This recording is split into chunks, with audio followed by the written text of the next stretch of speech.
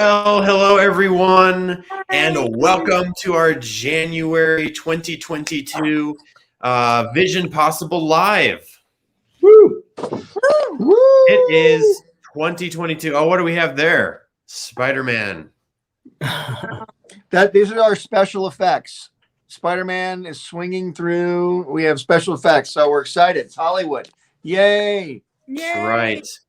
Well, guys, thank you so much. I wish I had something I could bring through, but I don't have anything. There's a skateboard back there. Is that a skateboard or is that the Crimson Chin flying across the room? There's a Crimson Chin up there in the corner, and there's a Crimson Chin skateboard that Julieann's about to get. No. That not many people have, I might add. Limited edition. Look at that, baby. There you go. Very nice. Well, everyone who's skateboard out of here when we're done. That's right. Well, everyone who's joining us, welcome.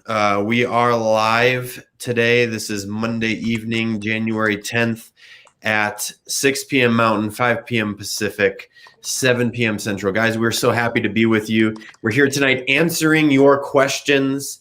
So drop your questions in the chat. If you're watching on YouTube or on Facebook, leave your questions there. We'll be able to see them and answer them. That's what we're here for tonight. Also, I'm going to throw up some instructions on the screen as well of how you can send in your questions via text. So you can text your questions to 81010 and follow the prompts on the screen to sign up, and you can ask your question there. But we're monitoring both places tonight. But before we get into questions, any opening thoughts from any of our coaches? It's Butch Hartman's birthday. Yes. That's Happy right. birthday, Gosh. That's right. Happy Ryan birthday, has Butch. not even acknided it, but it's fine, Ryan. I didn't know till just anyway. Happy birthday. Ryan, don't you Turn have this that on marked me. on your calendar? It didn't pop up. Facebook failed me today, apparently. Oh my gosh. Well, Well, it's okay. Thank you very much for mentioning that. It's very kind. Now, should we play trivia? Should we have people guess how old I am? Anybody want to guess? I think people, let's do this. If you're watching right now, drop it in the chat. How old do you think Butch is? And we'll shout out the person who gets the closest answer. There you go. please be nice. Be nice. But Yeah. I think they're going to be pleasantly surprised. I think so too. As far as my age? Yeah. Oh, pleasantly I think surprised. you look a lot better than glad people someone look will be at. pleasantly surprised by my age. Aaron, That makes I would other like people to besides say- myself. I would All right, like we to got- say Happy New Year. Shape. He is a specimen of a human being, people, let me tell you. Yes, he is. But I'd like to say Happy New Year to everybody because we are in the beginnings of January, the beginning of our new year, 2022. And we have an opportunity to make our life completely different if we wanted to. We have an opportunity to make our lives better if we need to. You know, it's like we always talk about, let's make it better, let's make it better. Well, what if your life was amazing and you don't, and there's really not much else you would change? That could be too. But I know that there's always room for growth. And especially with all the weird stuff that's happening in the world, like, you know, monthly, sometimes daily.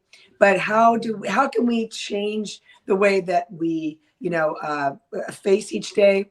How can we make our attitude be better towards, you know, just our own, maybe our own limitations in this life that we feel that we haven't really learned how to, you know, press through and to attain the goals and stuff that we've put up for ourselves. And so anyway, we always say this, Butch and I always say this, and I love it. It says, what has to happen in the next year that you would say on December 31st, 2022, this was the best year of my life?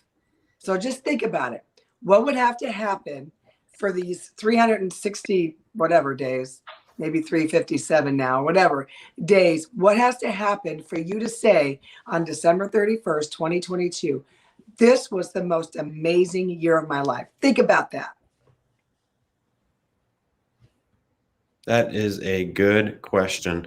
I know, Guys, what this do we- is the type of thing that is how you stay motivated throughout the year, right? It's not, I mean, we all see our friends and people around us, you know, they'll set New Year's resolutions and goals. And that's important. Have a goal for yourself. But if you don't want to fizzle out, keep it before you. Yeah. Oh yeah. Yeah, it's very interesting. The years don't get any shorter. The time, you don't get any more time. Everybody gets the same 24 hours. And so I just want to always ask people, how badly do you want to succeed? How badly do you want what it is you're going for? And a lot of people say they want it. Oh, I want it. I want it. I want it. Then when I actually get to meet with people, a lot of people are afraid to move forward. They're afraid to even move out of their current situation, like out of their parents' house or whatever. There's a lot of sacrifices that have to be made in order for you to attain the goal you're striving for. So I would just encourage people not to be afraid and to face this year, particularly with just, just get out there and, why not give it a try? Because you might as well. I mean, everybody else is out there trying. Why don't you give it a try and just see some of the things you might learn? You can, there's always the comfort zone to go back to. You can always go back there, but man, you can create other comfort zones along the way. You can create safe houses along the way, but you can't do it until you get going. I love that. You can always go back to the comfort zone. That's always there. That's always something you can fall back on. But why not just go a little bit outside of that? That's right. All right. Well, we have some guesses coming in. We've got a guess from Aaron. He says 57. We've got a guess from Peter. He says 50. And then we've got another 57 from Tony. Man, 57 is the popular number. Yes, we need, please, but don't think this because you look 57. No, I was going to say, I think you were 48 if I didn't. Yeah, because I posted online how old you were. I was going to say, these people have inside info. That's what it is. These people knew. Yeah. Who posted it? I did. Your wife. Oh, wow. Okay, well I the just whole wanna make thing's sure that off people- now because everyone knows. So there we go. Boy, being 57, it goes by awfully fast. We were just watching Carly, my daughter, there in the center. She came home for Christmas this year, and we were pulling out all the old family videos that we've had transferred to DVD, watching all these DVDs. And we watched my 40th birthday from 17 years ago, which I cannot believe has gone so fast. 17 years has just gone. And boy, am I glad that I took as many risks as I did during that 17 years. Probably a few more I could have taken, but I'm glad I took the risks that I did. And if I could go back in time and even take more, I would. Amen. Well said. Yeah. Someone said that they knew you were 57 before my mother posted it. So that's a true fan. Well, good guess, everybody. 57 it is. And we're starting it off with a bang. There we go. I got to my office today, and a young man who worked for me for a few years, he wasn't here, but there was a box of donuts he left, and they were all superhero themed donuts, which is great. Yeah. I've not eaten any of them, but I've been looking at them. All right. Well, guys, we got some questions starting to come in. So let's get started with that. I've got one, and Julieann, I'm going to start with this one because you kind of were talking about it a little bit. But what are some specific ways that I can get motivated for the new year? Is that for me? Yes. Oh, okay. Well, what I love are vision boards. And, there's nothing better than actually putting something in front of your face every day. A lot of times we do New Year's resolutions and we write them down and they sound so wonderful and they're like so poetic. I'm going to do all of this. And then you throw it in a drawer and you don't see it again till maybe 3 years later. And you're like, oh, yeah, remember that? Oh, well, I didn't get that done. Oh, well, I didn't get that done. And it's like, all right, roll over. Well, you want to keep this in front of your face at all times. I do. If I don't, because a lot happens in a year for me, we're always moving and shaking something. So I don't really, I'm not the one to go back into a drawer and start pulling up some old envelopes that I left in the drawer. Maybe I put on there 2021. But I need to have it in front of me. So I believe that a vision board, so whatever that may mean, I'm sure there are, like digital vision boards. Me, I'm old school. I need to see it in front of me. So I will put Post-its on a board, or I'll just put Post-its up of the things that were, it's like I'll have like a a big category, let's say, changing my attitude. But I know what that means. My attitude about, how much work I have that day. My attitude about people that are mean online. What I mean? Like my attitude about, the workload and all that stuff. And I know what that means to myself. But if I don't keep that in the forefront of my eyes daily, I could lose sight of all of it. So really big on vision boards. And also, right, I'm the Post-it queen. I've told you that before, keeping Post-its all around me to where it will not leave my eyes, and I will not forget what my motivation is for that year. And also, where am I trying to go with all of this? I don't want to just throw out a bunch of things and, throw them against the wall and hope one of them stick like spaghetti, right? No, I want to put down the things that I know are attainable, or I can work towards attaining them. But the bottom line is this, is that we've got to write something down. Habakkuk 2:2 says, write the vision down and make it plain on tablets, so that he who reads it will run with it. And he could be you. He also could be an assistant or, maybe a partner or whatever in your business. So writing things down and looking at them very often, not just once a month, but very often. As a matter of fact, Carly, when you speak, I want you to talk about your 90-day vision board that you were telling us about. But again, for me, I got to see it every day. So I go, oh, so, I know keeps going on, but just one more thing. If I'm in a bad mood, if I don't feel like doing anything, it's staring me in the face. I don't care how I feel. Go do it. I wrote it down, and I'm going to make sure that I follow through with what I said. My own words said it, so I'm going to make sure I follow through. Amen. That's really good. And I think one of the keys to this is, I think a lot of times at the beginning of a goal, like at the beginning of the year, you're really motivated, pumped up, ready to go. It's exciting. But as time goes on, it becomes more and more, normal for you to just see this thing, pass by it all the time. Hey, there's my vision board. There's my Post-it notes. When you write this down, when you write it down, put it on a Post-it note, cut out a picture, put it up, do something, grab something that when you see it, it just ignites something on the inside of you. It's something you genuinely desire. So instead of just writing down on a Post-it note, lose weight, get a picture of how you want yourself to look and have that picture be in front of you to motivate. It's a motivation. It's 5 o'clock in the morning. You don't want to get out of bed, right? It's that picture. It's that thing that you pass by that'll get you excited. It's 3-4 months in when you're tired of going to the gym. What is that thing that's going to get you back there? And it's going to be that picture. It's not just words on paper. It's something that will actually light a fire on the inside of you. But that's what Julieann was talking about when she's talking about vision board, right? Having that in front of you, the actual picture of it. So powerful. Yeah.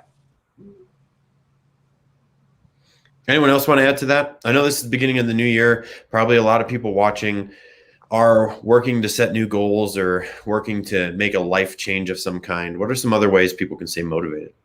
Yeah. Oh, man. Go ahead, Carly. I believe, so I am currently reading / Nathaniel, I think was, or to a book called The 12-Week Year. And so I highly recommend it, but it's also something that I've been really working on with a conference that I'm launching for young adults.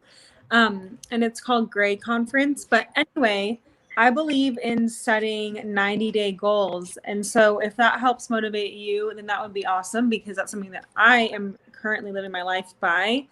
And the whole framework is really based around not procrastinating and not just waiting until the end of the year to start kicking it into gear, but to have shorter deadlines so that way you're able to actually get what you want done. It really closes the gap of execution when you have dreams and goals but don't know when to get them done, or you wait 12 months to do them. Well, how can you break those down into bite-sized pieces and get them done in 90-day increments? So that's one way that I love to teach specifically young adults how to stay motivated, because it's not just a new year, but you have multiple new years in one year with 12 weeks of achieving your goals, or in my case, 90 days. So I also always say, like, businesses have vision statements, and companies have mission statements and all these things and ways to achieve goals. And we focus so much on it at work, or we watch movies about that, or we listen to, podcasts about how people set goals. But how come us as human beings don't take that same time to plan out where we want to go as humans and where we want to go with our lives? So I think starting off with breaking down in 90-day increments, even if you've never stuck to a New Year's goal for a whole year, try it this way and see if that helps you. Yeah, that's a really, really powerful tool, because if you think about it, the 12 weeks, if you set a goal that's a year long, let's say, so that's 12 months, right? 12 months to the end of your goal.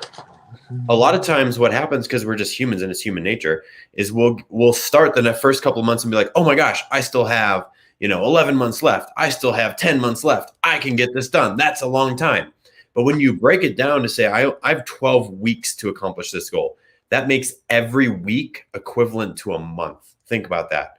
So now within the first couple of weeks, you're like, oh, I only have a couple weeks left. I only have a couple weeks left, right? And that week becomes like your month. And so you can end up consolidating and getting 4 goals done that would have taken you 4 years to do in 1 year, right? Because 3 months equals 1 year. So it's a really powerful motivation tool. It kind of tricks your brain, because 12 months are in a year. So it helps to keep you from delaying it, right? And pushing it off and saying, well, I still got all this time left. No, you don't. See, procrastination is one of the biggest enemies to getting your purpose accomplished. It's procrastination, just thinking you have more time than you do.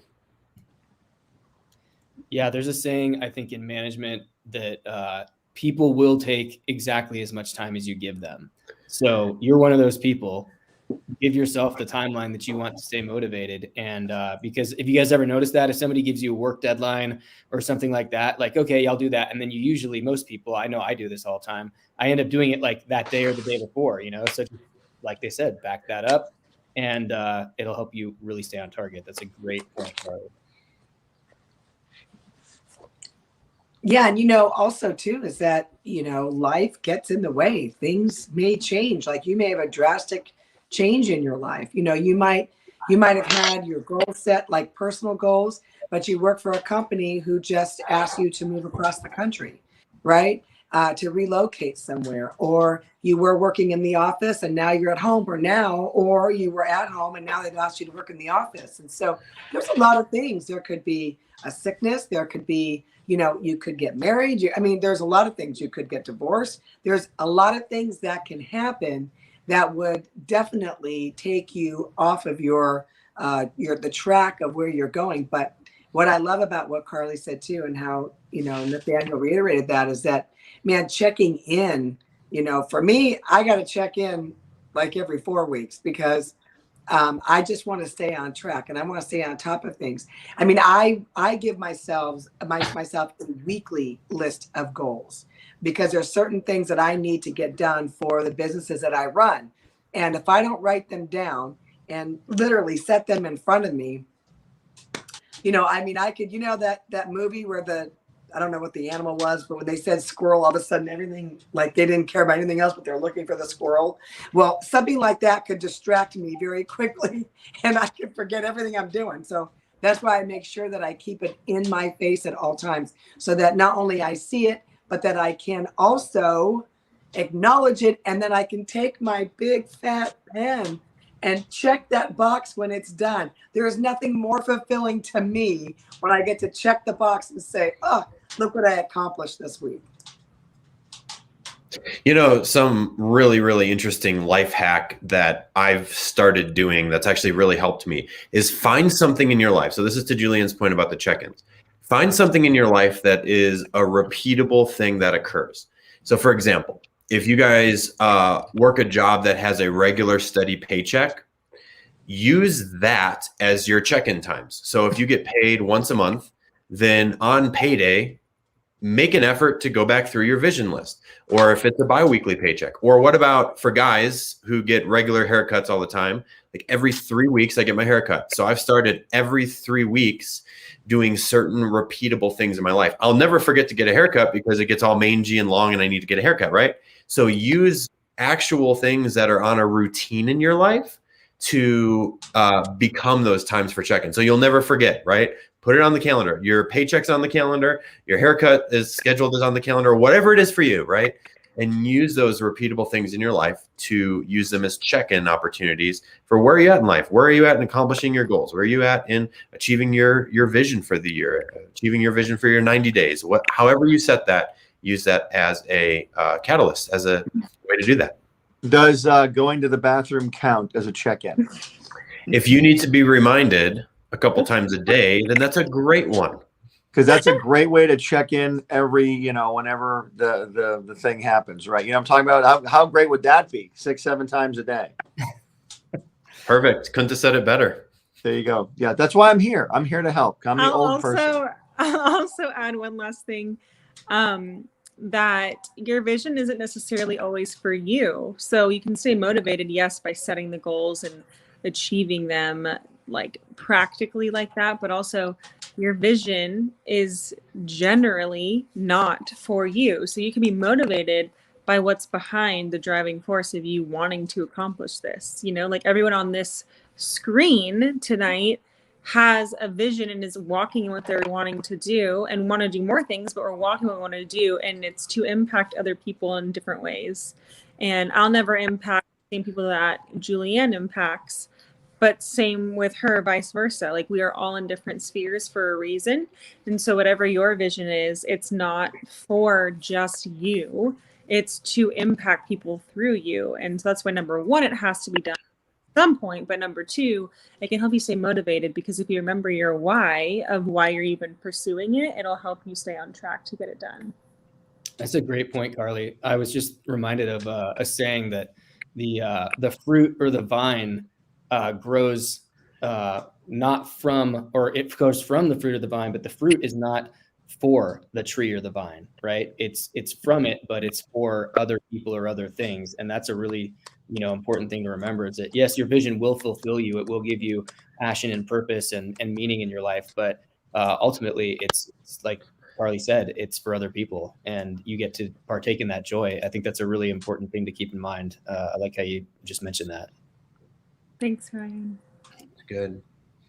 So before we get into more questions, I just want to let everyone who's just tuning in know we're taking your questions live. So questions you might have on vision, mission, accomplishing your purpose, finding your purpose.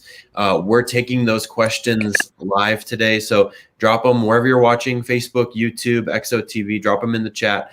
Or you can follow the instructions on the screen, text @VP question to 81010, follow the prompts on the screen, and we'll be notified of your question. Before we get into another question about vision and mission, Peter is wondering, Butch, if you are still doing commissions.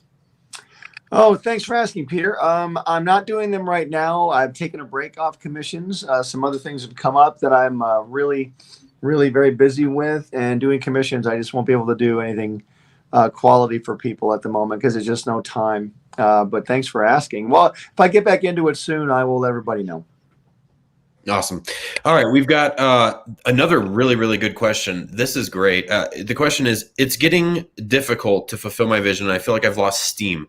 How do I find new inspiration in an old idea? So breathing new life into an old idea. Butch, I'll give this one to you. I am an old idea that has had new life breathed into it. That's a very good question. Thanks for throwing that my way. Boy, I deal with this all the time. You can see all the drawings behind me. I keep myself motivated by constantly drawing, constantly creating, constantly thinking.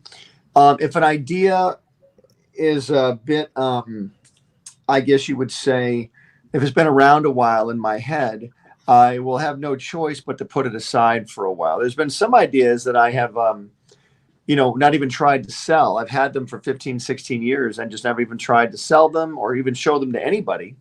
Some ideas I've had where I showed them the minute I thought of them, and then they didn't sell. And I kept trying to sell them and kept going and going. The way that I motivate myself is I just remind myself that every good idea that you have, whether it's going at the moment or not, is money in the bank. I look at my ideas like a bank account. And I go, well, that's all stocks and bonds right there. Eventually, I'm going to cash those in. But right now, for some reason, that one is just not trading as well as this other one is right now, or whatever. I just try and keep things as you know, in my own face as much as possible. And like there's one idea that just came to life very recently in our lives, my wife and I had this idea about 16 years ago. And it's just now starting to come to life. And I'm so excited to be able to share it with people eventually, very soon. But this is an idea that sat on the shelf for a long, long time. And I've had to make myself now go, wow, this, I mean, not that I wasn't into it before, I was, but I put a bunch of other things in front of it. But now I've got to pull it out and look at it again and go like, well, okay, things I thought were awesome 16 years ago, maybe they're different now. Ideas, I'm changing the way characters talk, the way backgrounds look. And so I just find myself constantly jotting ideas down, drawing things. Like I have this sketch pad right here where I'm constantly drawing things out. So even though there's old ideas, you can always approach them in a new way, depending on when you get them going. It's a great answer. Was it a great answer, really? No, it really was. Like I love the analogy. It's like a bank account. You know, sometimes the portfolio does well. Sometimes the portfolio doesn't do well. Well, the reason I say that, because I worked years ago with a famous screenwriter. This guy had been very successful in Hollywood for many, many years. And he and I were working on a screenplay together. I actually sold him an idea and I wrote the screenplay. We took it in to pitch it. After months and months of work, finally got it going. Finally got a meeting to go take it in to sell it. And it didn't sell. And he said, you know, this happens all the time. It's a great idea. He goes, you have money in the bank right now. Just put it off to the side. There'll be a time for it.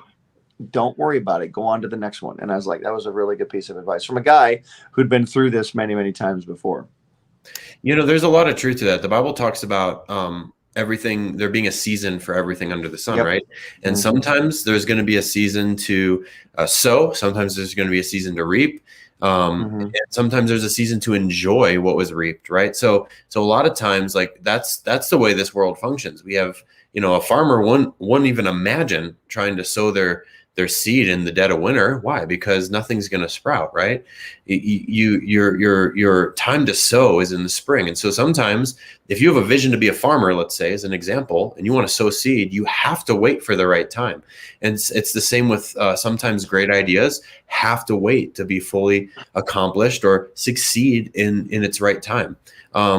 And I can think of several examples in my life where I had a great idea for a business. It just wasn't the right time yet. And there's times where I put my full effort forward to try to accomplish something and it just kind of fell dead. But, and one thing I'm thinking in particular, these custom books that I had created, like they just were not selling. They just were not, just wasn't the right time. But a couple of years later, without even me doing anything, sales started picking up. Why? Because I had them ready. I had the idea prepared. So you can't forsake the preparation time. Still do the preparation. Still do what's in your heart. And at the right time, it's going to manifest accomplishment. If I didn't have all that work prepared in advance, did all the work for the books, did all the proofing, they wouldn't have been out there on Amazon ready to sell when the right time was. So still take the time to prepare, put effort towards it. And then, that old vision will become fresh life breathed into it. Also, I love the stock and bond analogy where, you know me, I can't help myself, but the longer that you keep an investment before you cash it out, the more interest it grows, the more compounding happens, right? And so after 16 years, you know, you could have a pretty nice little nest egg built up. Whereas if you cash that in after the first year or two, it wouldn't be that much gain on it. So I think there's a real analogy there too. Sometimes when you're being patient, you're letting the seed grow underneath the ground. You can't see it working sometimes, but then just at the right time, it'll sprout up when it's the due season. And I love that you have that testimony, Butch. That's amazing. I mean, 16 years ago, obviously we on the team know a little bit more about this, but I mean, it's just incredible to see something like that coming back around after that amount of time.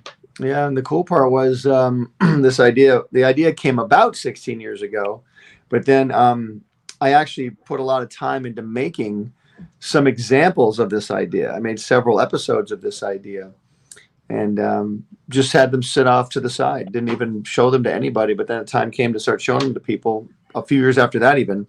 And then it began to expand from there. I do want to say one other thing too. A lot of people I meet want to sell a show or become a showrunner or be like the head honcho exec producer. Sometimes at this point in your life, you're not cut out for that just yet. So people get frustrated. How come I didn't get the big job just yet? And I go, well, how many small jobs have you done up into?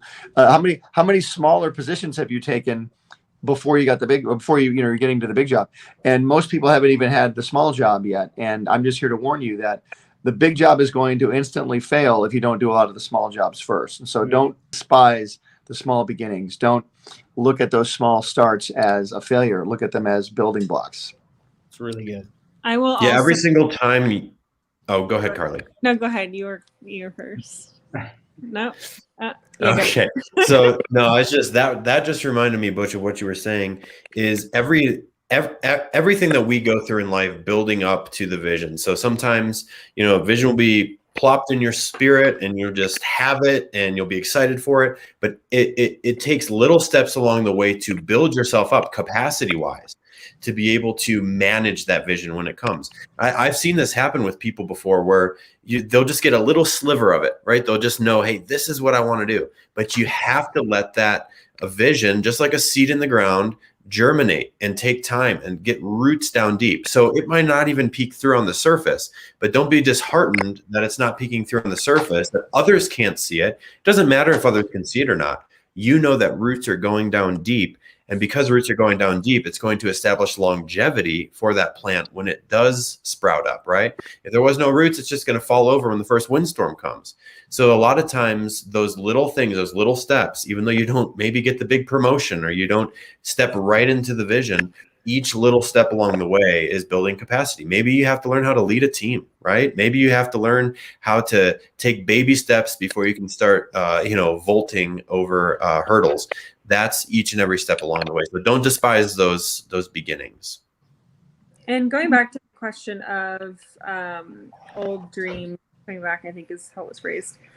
Also, everything that everyone's saying is I've had many examples in my life where I had an old dream and an old vision or whatever.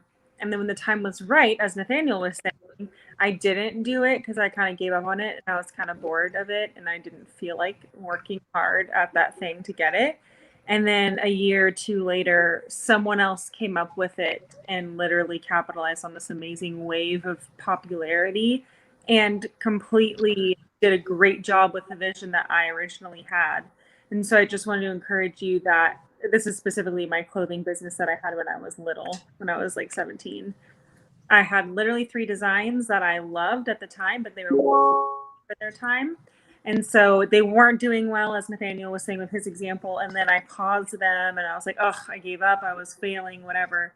And when the time was right, a few months or years later, I didn't do it again because I was like, well, whatever. I don't care anymore. I tried, it didn't work. And lo and behold, all these other boutiques and other designers and people came out with the exact same thing that I did years before. So it wasn't that it was a bad idea. It was just way too early for its time. And I didn't capitalize on it. So for an old vision that you have, when you have the motivation to bring it back to life, do it because someone else could easily come in and get that, because if it was God given, he's going to give it then to someone else if you're not able to complete it. So just to encourage you with that, don't give up. That is good. All right, we got a question here from the Living Blue Jay on YouTube. At least he's not the dying Blue Jay. That's good. That is good. All right, Living Blue Jay says, speaking of commissions, how does one go about advertising them? Well, I'll begin the answer, then Carly can take it over. If you have commissions, if you're an artist and you want to advertise your drawings or whatever, you need to advertise. Carly? Well, social media is always a great place to start. So the more that you can advertise on there. I mean, it's the only place to start. Where else can you advertise these days, really?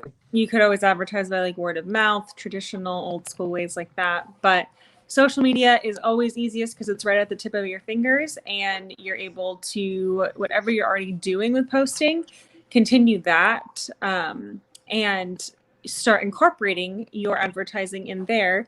And you don't want to sell every single post. So we always say like jab, jab, hook. So you can give a lot of content and be very like educational with your content and just be engaging with what you post. But every second or third post, you can come in with the hook of a sales post or an advertisement for commissions. Well, I just want to know, why isn't it jab, jab, cross? It can be. Hey, we got a question here from, and forgive me if I say your name wrong, Fatima. And she asks, my question is, as an aspiring animation writer, should you have a backup plan? Oh my gosh. Any of us here can answer this question, because it doesn't matter if you're an animation writer or a financier or a motivational speaker or whatever it is you are. You should always have a backup plan.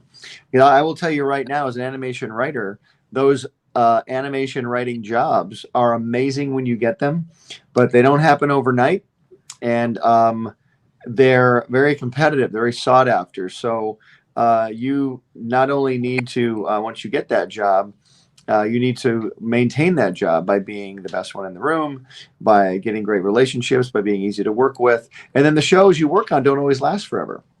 It's very wonderful if you can get a show that runs for 10 years. Like if you work on, let's say Everybody Loves Raymond, or which isn't animated, but it's a show. But like, or you work on SpongeBob. If you're a writer on SpongeBob, that's been running for 20 years. You're in if you're working on that show. Or Fairly Odd Parents ran for 20 years, almost 20 years as well. But not many shows run that long. So you need to make sure that you do have a backup plan. You need to write comedy sketches. You need to write movies. You need to write, kids books, storybooks, whatever it is you do. There's one animation writer I follow on TikTok. He just talks about his experiences as an animation writer. So yeah, definitely have something in your back pocket. Have a project going at all times is what I would say.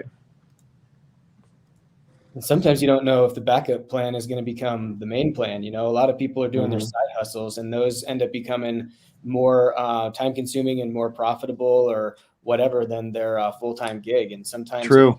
Little thing that kind of sprouts and grows, and all of a sudden you're like, wow, this has kind of become the main show.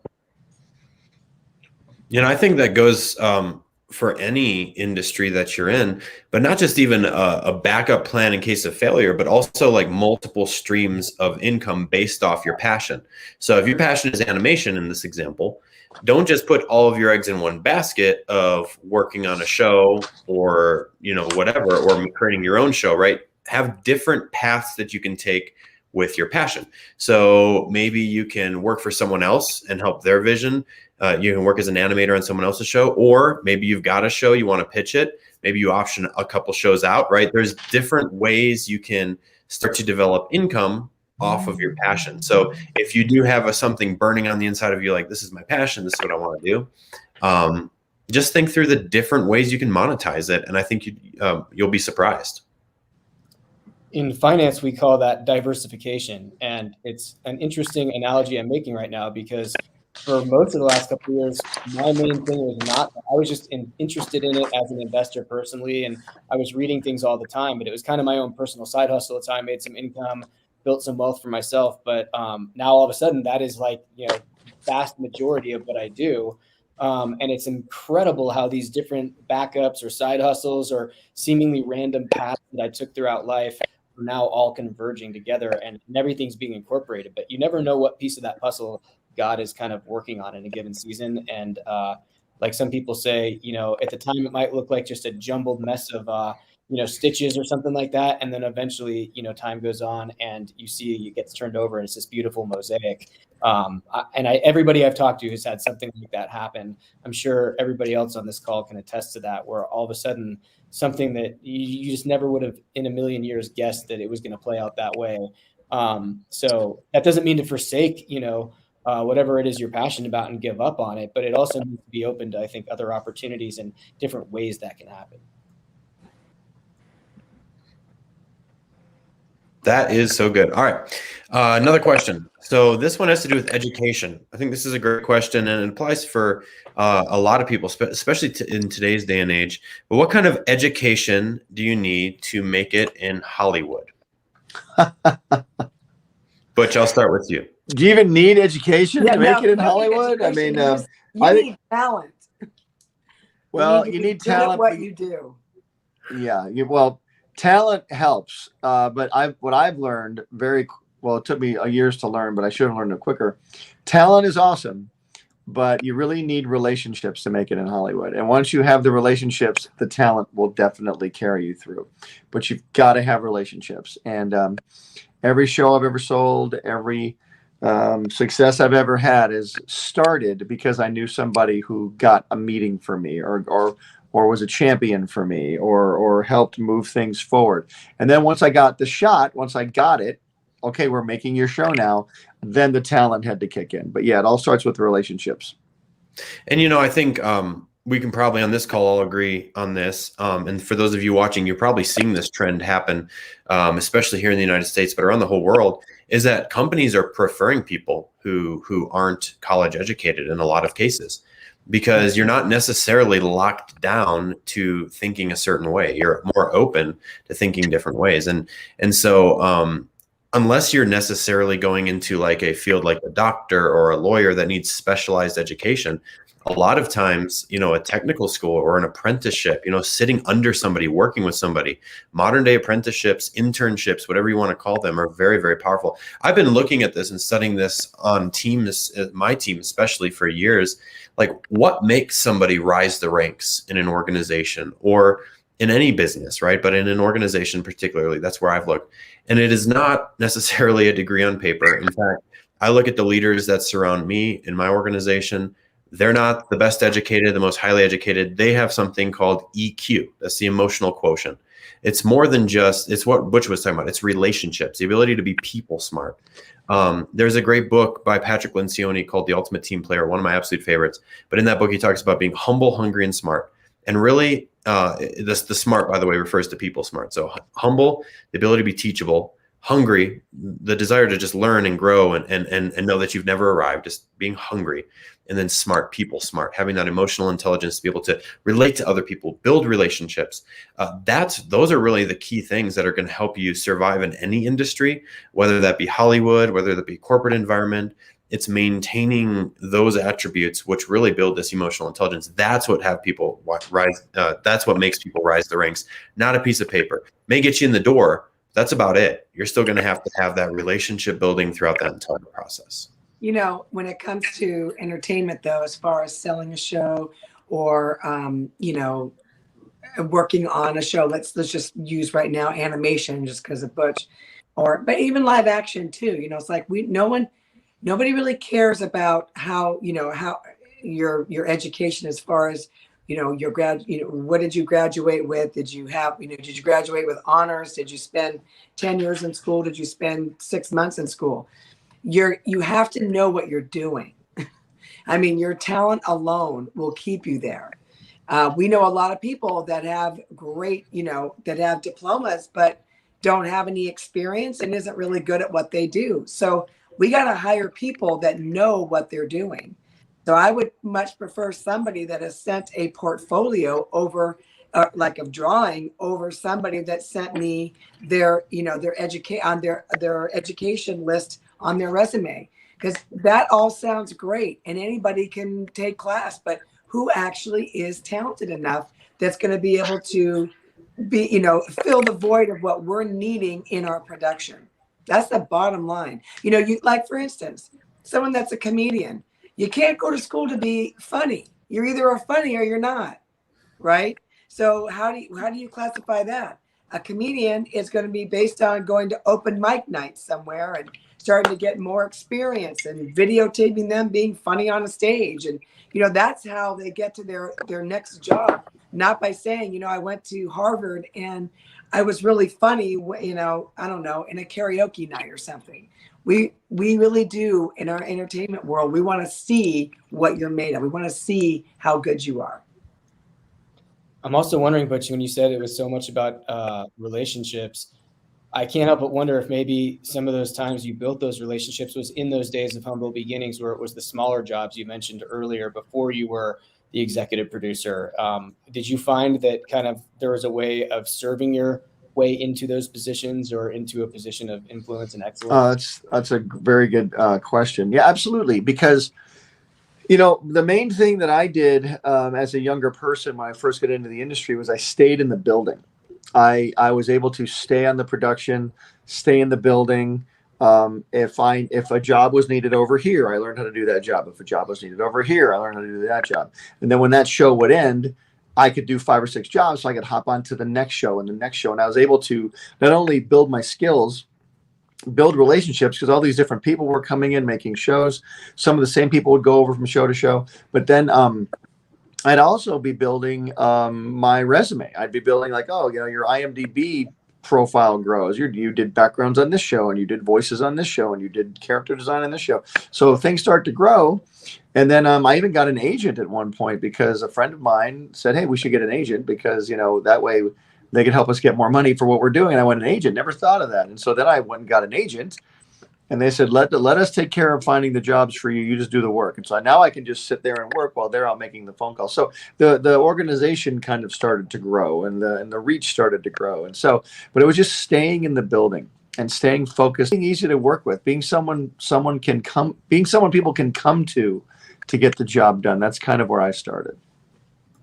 Yeah, I think there's so much to be said for beyond just the competence, which to Julieann's point is critical. Absolutely. I noticed that in my field as well, but also just being somebody that other people want to be around, that they're like, you don't want to be the talented guy. People are like, oh boy, we got this prima donna coming in, you know, yeah, they're really good, but what a pain in the butt to work with. Right. I mean, if you're a winsome person who people want to spend time with and hang out with, I think that's only going to help your cause. Amen. No, it's true. And again, get that job, get in the building. And I mean, I know with COVID now, people go, I don't want to go in a building. I'm not talking about that, but you're going to have to be around other people at some point. You really are going to have to. All these people have jobs somehow, and you need to get one too. And when I say job, I mean, it's really true. Don't you want to make money doing what you love? I mean, I think it'd be great if you did. And that's what we're here on Vision Possible to do. I want to help you make your daydream your day job. That's our slogan. Yeah. Love it. Good. Hey, we've got another question from Fatima. She is asking, it's kind of a 2-part question. Is structure a talent or a skill? So like, is organization and the ability to stay structured a talent or a skill? And then the second part of the question is innate talent in storytelling important? So I'll throw this one to Julieann. Sorry. I think you're muted. You're muted. Oh, sorry. Julieann? Go ahead. Could you repeat that first part? Yes. So is structure, like is organization, is structure, being structured, a talent or a skill? I think it's both. I really do. Being structured is it is the most important thing that you can do. Honestly, when you are organized and your business is structured and you're not just literally half stepping it or trying to figure out like all the things that you got to do, plus the organization part of your business, it's a lot to think about as you go along each day. What I would recommend is, and I'm not saying that I did it, Butch and I, or me, and then Butch and I did it perfectly every time, but we did learn from mistakes of just trying to throw something together, you know, in many years ago, because we just had a desire and wanted to do it so bad. So we threw things together and we didn't think things out. We didn't have a structure. We didn't have, you know, anything on paper. And we were just kind of flying by the seat of our pants. Those did not work out well. But as we got older and more mature, and the things that we were doing outside of Butch being at Nickelodeon, that's, you know, anything I'm talking about, it was outside of Butch being at Nickelodeon. But anything else that we did that did become very successful were the ones that were like literally planned out on paper with an organization chart, with a flow chart of knowing where everything should go next, you know, what should go first, what should go next. So if it's not coming naturally to you, that does not come naturally to me. I'm the kind of person, I want to be with people. I want to talk with people. I want to encourage people. I want to tell you, you know, how to make things better in your life. That was not me. I did not go to school to learn how to do administrative stuff. I learned a lot of it along the way because those were jobs that I had. I had to look at how other people did things. I looked in to see like, okay, what do I like? What don't I like? What would really work? How do you integrate this with that and make it work for you? So I believe that it is both. It's a gift, and it's also it's a something that you have to learn. And so that's where we can be honest with ourselves and say, okay, what are your strengths? And I've done teachings on that, and be honest and say, is that one of my strengths? Okay, if it's not, then I'm going to listen to podcasts. I'm going to watch, YouTube channels. I'm going to read books. I'm going to do whatever I can to hear everybody else's stories on their successes and their failures. And then that way I can start learning and start now applying some things to my own life. And so I think it's both. And so, like I said, I've had to learn how to integrate both of them. Some things come naturally and some things do not come naturally. But the bottom line is that you have to be organized if you want your vision to grow. You will not when it's just a afterthought, or if it's just, something that's off the cuff, it's never gonna be the success that you are wanting it to be. Also, she asked, is innate talent and storytelling important? I would say, yeah, you need to have some talent in storytelling. You also have to have a desire to want to be a storyteller. So having some talent will create a desire for sure. So I think that is important. Also, Nathan Wiggins says, Carly, thanks for your advice on marketing last month. I went out and purchased the book Story Brand by Donald Miller to help me with marketing, and those marketing emails I'll need to send out. Yeah. And then he also says, Julieann, thank you for the advice on procrastination last month. I made sure to involve the Lord in my process of breaking procrastination in my life. I am breaking the spirit of delay in Jesus' name. Very cool. And then Nathaniel, I think that we're almost, I guess, wrapping up here pretty soon. So I think that one business plan question from Joshua, I think you should take that. Yes. So Joshua asks, what is a proper example for a business plan? That's a great question, Joshua. Really, a business plan is made up of several different things. So I think a lot of people use the word business plan a lot. They don't really think through all the different aspects of it. So really, good business plan is a marketing plan, it's a legal plan, and it's your business plan, which is your mission, your vision, who you're going to reach. A proper business plan should answer any question that an investor has at a glance. So you should be so good. And you probably heard of the idea of an elevator pitch, right? It's the idea that if you got in an elevator with somebody, you had literally 30 seconds, the time it took to get from the ground floor to where they're about to get out on the second or third floor. You have 30 seconds to pitch your idea. Can you do it that quickly and succinctly? And put yourself in the mind of an investor. What are they looking for? Well, they're looking to gauge risk. They're looking to gauge, does this person have a plan that will ensure that I get paid back at the end of the day? And if you're able to think that thoroughly, you're most likely going to be able to succeed creating a business plan. So I love a tool, and I can let Ryan speak to this a little bit too, but I love the tool called the Business Model Generation Canvas, the BMGC. This tool, if you Google Alexander Osterwilder, the BMGC, that's the guy who came up with it. And it just walks you through. It's on one board, on one sheet of paper. You can map out every aspect of your business plan. So you start with, what is your value proposition? In other words, what value are you bringing to your customers? And then from there, you begin to look at, what are your customer base? What are your customer segments? What are the relationships that you need to develop in order to bring that idea to market or bring that service to pass, etc. But I'll let Ryan speak to that a little more too, because Ryan's an expert at the BMGC as well. Yeah, I think it's laid out really well. I really like that model where it is literally just all on one sheet of paper or one big whiteboard. And we'll sometimes do this. If you guys have ever been to a Vision Possible conference, it's a powerful exercise, but it really helps you see how everything fits together. And, there's the business plan is usually a written thing, but you have to have the concept first. You have to really know, number one, like Nathaniel said, what most importantly is your unique value proposition, which is a way that you deliver value in a way that nobody else does. And then who are you going to serve with that unique value proposition? And then you start getting to things like, what channels are you going to reach them through, and what are the relationships. And then you get, of course, you go into like the financial, the operational, the legal stuff, but it really does lay it out. So if you just Google BMGC or Business Model Generation Canvas, it'll have it in there, and then it'll actually help you walk that through and put together a coherent, if you want to actually write one up, if you're trying to go to pitch to investors or give to a bank and they want to see a document, just the fact that you can put one together coherently.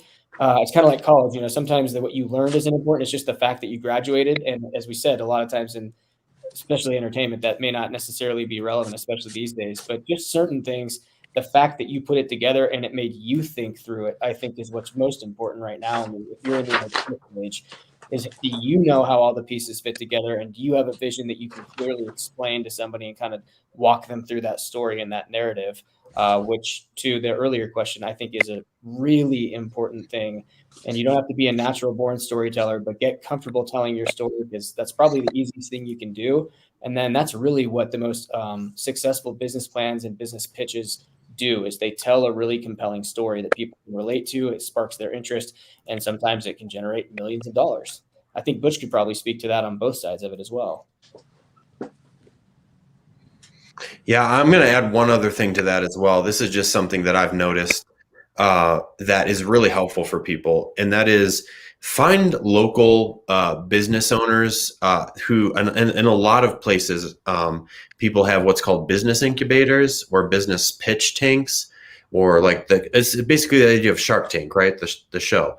And a lot of cities have their own version of that, a business incubator, a business pitch tank. You can go in there and usually for free, meet with potential angel investors or other business owners who are good at creating and judging business plans, and they'll let you pitch it to them, and they'll give you feedback and critique. So check that out. Google for your in your local area, if there's any business incubators or if there's any business pitch tanks, because that can really, really help you take your business plan from good to just stellar and over the top. So.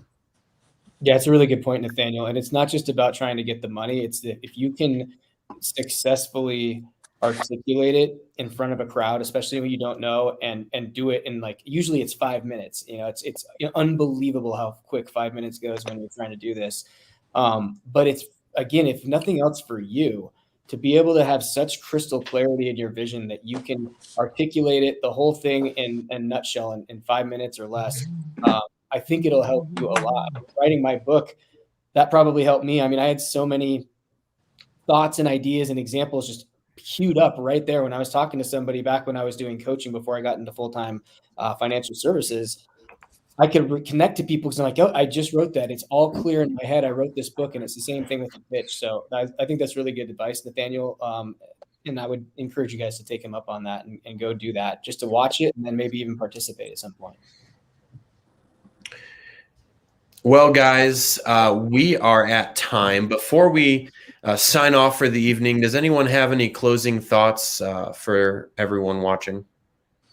Well, guys, look, we have a month until our next Q&A. And I would love everybody out there who's on right now or who watches this in the future to write down a list of things you want to accomplish in the next month. And they can be as crazy as you want to make them, or they can be as practical and simple and easy as you want to make them. But let's start making lists, because the next month is going to pass, and then there'll only be 11 months left in the year, and it's going to, before you know it, it's going to go. It'll be 6 months in, 8 months in, and it'll be 2023. So let's use the time wisely. Write those lists down. Get those lists of accomplishments done. Start checking the boxes off, and really have a successful month. Guys, what's one thing you can do that you can write down right now? Write it down right now if you're watching this, that you can come back in 1 month from now when we do our next live stream in February, and you can share it in the chat that you accomplished. What's one thing, write it down right now, that you know you can do this month? One baby step towards your vision, one baby step towards what you know you need to do this year.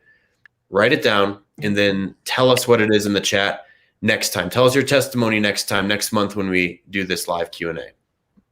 And I just wanted to add that, yes, we are all goal driven. We're talking with right now 5 people that are just, we are goal driven people.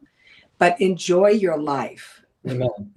Amen. Enjoy your life. You know, it's like it's interesting. Sometimes we're in California, right? So the sun's always shining here.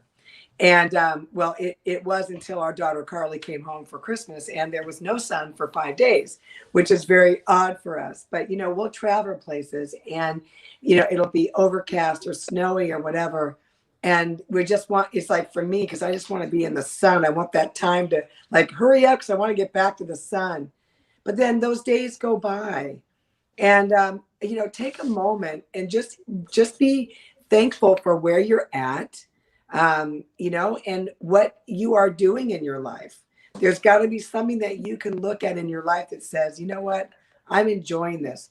And if there are, you know, if there's anything that is standing in your way, start knocking it down. Like literally, don't let that be like a barrier over your eyes so you can't see the beautiful day when the sun comes up that day. You know, it's like you want to make sure that you are enjoying your life because you're never going to get yesterday back.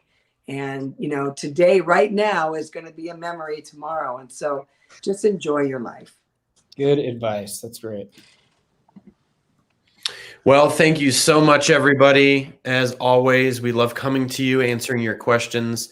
Thanks so much for hopping on. We will be back next month. Watch our social media for what day that will be. We'll announce it on there, but we'll talk to all of you guys next time. Happy New Year and talk to you guys next month. Happy New Year, guys. Bye-bye. Bye, everybody.